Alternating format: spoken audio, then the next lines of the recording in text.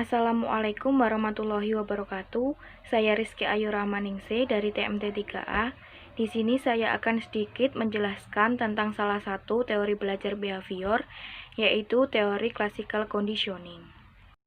Teori classical conditioning. Teori classical conditioning atau pengkondisian klasik adalah proses di mana satu stimulus atau rangsangan yang awalnya tidak memunculkan respon tertentu diasosiasikan dengan stimulus kedua yang dapat memunculkan. Hasilnya, stimulus pertama pun dapat memunculkan respon. Teori classical conditioning berkembang berdasarkan eksperimen yang dilakukan oleh Ivan Pavlov. Dalam eksperimennya, Pavlov menggunakan anjing untuk mengetahui bagaimana refleks bersyarat terbentuk dengan adanya hubungan antara conditioned stimulus atau CS, unconditioned stimulus atau UCS, dan conditioned response atau CR. Untuk memahami eksperimen-eksperimen Pavlov, perlu terlebih dahulu dipahami beberapa pengertian pokok yang bisa digunakan dalam teori Pavlov sebagai unsur dalam eksperimennya. Yang pertama yaitu stimulus tidak terkondisi atau UCS, yaitu suatu rangsangan yang memang secara alami, secara wajar dapat menimbulkan respon pada organisme. Contohnya, makanan yang dapat menimbulkan keluarnya air liur pada anjing. Yang kedua yaitu stimulus terkondisi atau CS, yaitu suatu rangsangan yang bersifat netral yang tidak menimbulkan respon dipasangkan dengan stimulus tak terkondisi atau UCS.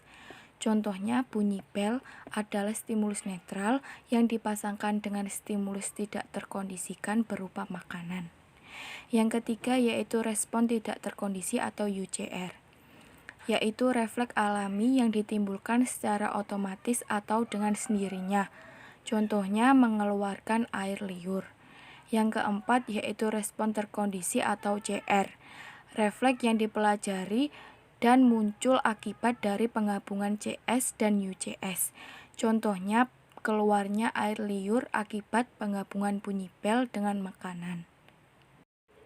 Pada eksperimen Pavlov, sebelum dilakukannya pengkondisian, respon anjing terhadap makanan adalah respon otomatis, yaitu anjing mengeluarkan air liurnya.